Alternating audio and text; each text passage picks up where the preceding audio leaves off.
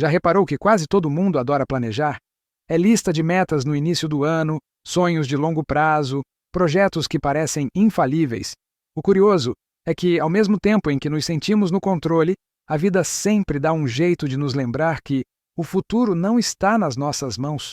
O paradoxo é esse: quanto mais acreditamos que dominamos o amanhã, mais percebemos como somos frágeis diante de um simples imprevisto. E aqui entra uma polêmica.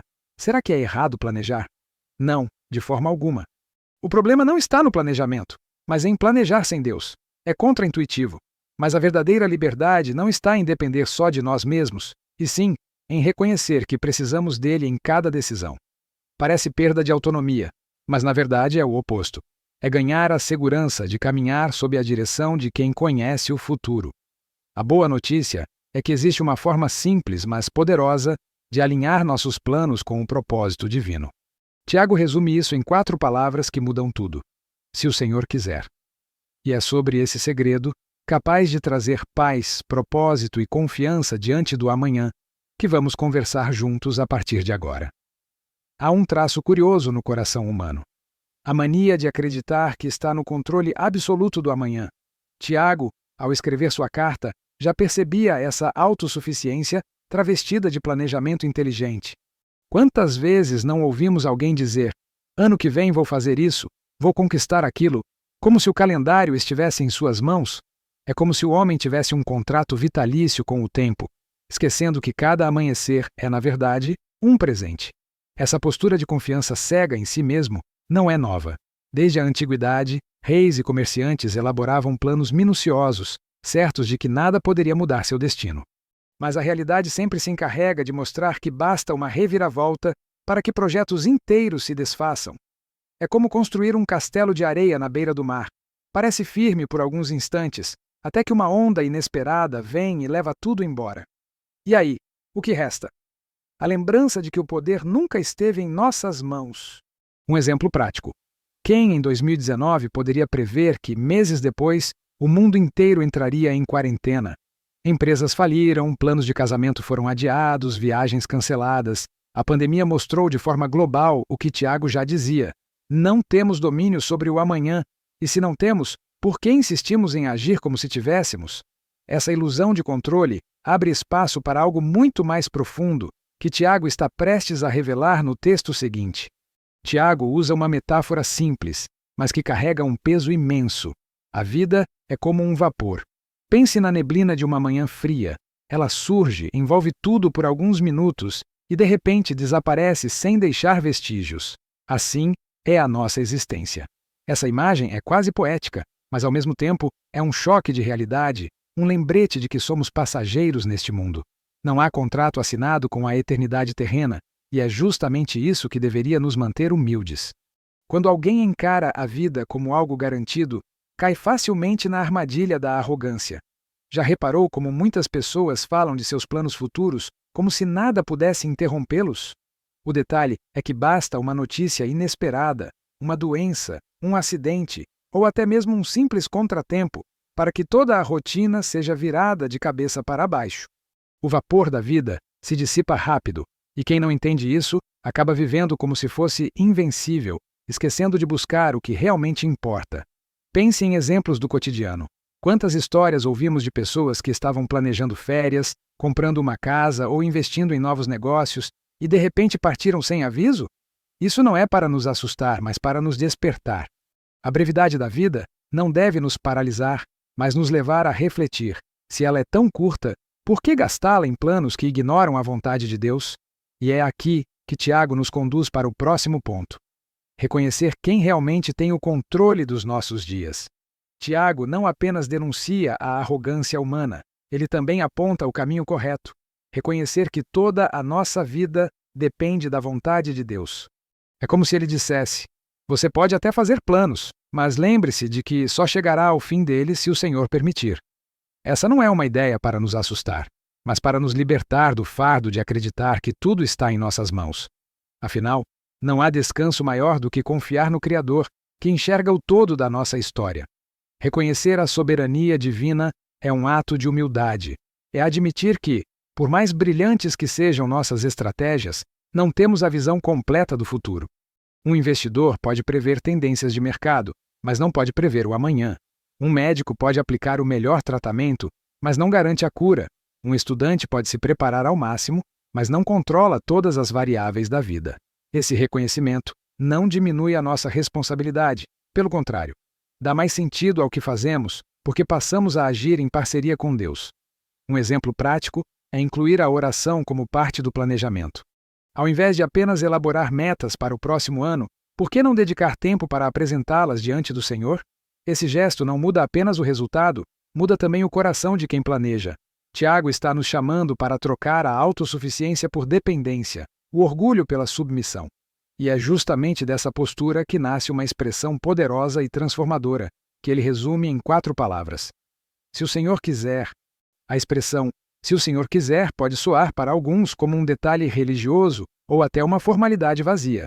Mas Tiago deixa claro que não é disso que se trata. Essas palavras carregam uma postura de fé, uma forma prática de lembrar que não somos donos do amanhã. Não é superstição, é submissão. É o reconhecimento de que nossos melhores planos só terão sentido se estiverem alinhados com a vontade de Deus. Imagine alguém que repete "se Deus quiser" apenas da boca para fora, mas vive como se tudo dependesse dele mesmo. Isso não é fé, é apenas discurso. O verdadeiro sentido da frase está em moldar nossa mentalidade. Planejar sim, mas com o coração aberto para que Deus conduza, altere ou até mesmo adie aquilo que desejamos. É a diferença entre dirigir um carro sozinho, em estrada desconhecida, e entregar o volante a um GPS confiável que conhece cada rota oculta. Na prática, isso significa transformar nossos planos em orações. Se alguém deseja abrir um negócio, que ore: Senhor, se for da tua vontade, abre as portas certas. Se deseja casar, estudar fora ou iniciar um novo projeto, que apresente diante de Deus com a mesma disposição. Não se trata de paralisar a vida, mas de caminhar com segurança, porque a direção não vem apenas da nossa lógica, mas de uma voz maior. E é exatamente essa mentalidade que muda não só o futuro, mas também a forma como vivemos o presente. Incorporar o "se o Senhor quiser" não é apenas uma questão de linguagem, mas de mentalidade. Tiago não estava nos convidando a repetir uma frase automática, mas a desenvolver uma forma de viver. Isso significa que cada decisão, cada passo, pode ser guiado pela oração e pela confiança de que Deus sabe mais do que nós. Planejar, nesse contexto, não é sinal de falta de fé, mas de maturidade, porque mostramos disposição em agir, enquanto deixamos espaço para o mover divino. Viver dessa forma nos liberta de uma ansiedade comum, a de querer controlar todas as variáveis. Quem nunca passou noites em claro, preocupado com o futuro? Quando colocamos nossos planos diante de Deus, a pressão diminui, porque entendemos que Ele pode mudar as rotas a qualquer momento, e que isso, em vez de ser um problema, é um cuidado. É como um pai que, ao ver o filho indo por um caminho perigoso, o chama de volta antes que se machuque. Na prática, isso pode ser aplicado em decisões simples e grandes. Antes de assinar um contrato, por exemplo, ore pedindo sabedoria. Ao iniciar uma nova fase da vida, busque conselhos bíblicos e espirituais. Até nas escolhas do dia a dia, como relacionamentos ou compromissos, vale a pena perguntar: Senhor, é isso que queres para mim? Viver sob essa perspectiva não nos deixa paralisados, mas nos coloca em movimento com mais clareza e confiança. E é aqui que Tiago faz um alerta sério sobre o perigo de ignorar esse princípio. Tiago não mede palavras.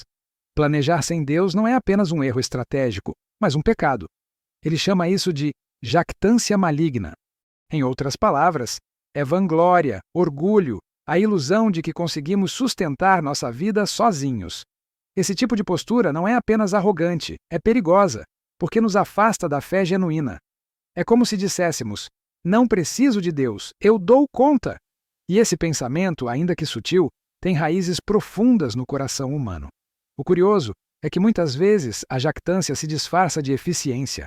A pessoa está cheia de metas, relatórios, planos de 5 anos e acha que isso é sinal de sabedoria. Mas a Bíblia mostra que sabedoria não é excluir Deus da equação, e sim incluí-lo desde o primeiro rascunho. A autossuficiência pode até produzir resultados temporários, mas sempre deixa um vazio, porque o sucesso sem propósito divino não passa de vento que logo se dissipa. Um exemplo. Quantas histórias conhecemos de empresários, artistas ou líderes que conquistaram tudo o que queriam, mas terminaram em ruína emocional, moral ou espiritual. A vanglória promete muito, mas entrega pouco. Por isso, Tiago nos lembra: a verdadeira confiança deve estar não no nosso poder de planejar, mas na fidelidade de Deus em sustentar. Esse contraste abre espaço para enxergarmos um caminho diferente, um jeito de viver que traz não só direção, mas também paz. Quando Tiago nos ensina a planejar sob a vontade do Senhor, ele não está tirando nossa liberdade, mas oferecendo algo muito maior: paz. É libertador saber que não precisamos carregar sozinhos o peso do amanhã. A ansiedade que tantas vezes corrói a mente e o coração perde espaço quando lembramos que nosso futuro não depende apenas de nós, mas de um Deus que é soberano e fiel. Essa confiança se torna um descanso para a alma. Além da paz, há também propósito. Porque viver pelo "se o Senhor quiser" não significa apenas esperar passivamente, mas alinhar nossa vida ao plano divino. Isso dá sentido às nossas escolhas, transforma nossos trabalhos em missão, nossas decisões em oportunidades de glorificar a Deus. É como se cada detalhe da rotina, do simples ao grandioso, fosse parte de uma história maior, escrita por aquele que nunca erra a caneta. Um exemplo prático: alguém pode planejar estudar uma profissão apenas por status ou dinheiro, mas quando busca a direção de Deus, entende que sua vocação pode ser usada para impactar vidas, abençoar pessoas e cumprir um propósito maior. O mesmo vale para negócios, relacionamentos ou ministérios. Quando submetemos tudo ao Senhor, não só vivemos com menos peso, mas também com mais significado. E isso nos conduz ao convite final: planejar sim, mas sempre lembrando de quem está no controle. Se há algo que Tiago nos ensina, é que a vida se torna muito mais leve quando entendemos que não precisamos carregar o amanhã sozinhos. O "se o Senhor quiser" não é apenas uma frase bonita, mas uma chave para viver em paz, com propósito e sob a proteção de Deus. A grande questão é: você tem planejado o futuro com Ele ou ainda insiste em segurar as rédeas sozinho? Pense bem. Quantos dos seus planos recentes foram apresentados diante de Deus em oração? Quantas decisões importantes você tomou buscando ouvir a voz dele? Talvez esteja na hora de mudar essa forma de viver, porque continuar confiando apenas em si mesmo é arriscar-se a construir castelos na areia. Mas quando você coloca o Senhor no centro, até os desafios se tornam oportunidades de crescimento. E agora eu te pergunto: você está disposto a entregar seus próximos passos nas mãos daquele que nunca erra? Se a resposta for sim, já começou uma transformação poderosa. Então não esqueça de se inscrever no canal e ativar as notificações para continuar aprendendo como alinhar sua vida com a vontade de Deus. Afinal, cada novo vídeo é uma oportunidade para você se aprofundar ainda mais nessa caminhada de fé. Fique na paz de Cristo. Que Deus te abençoe.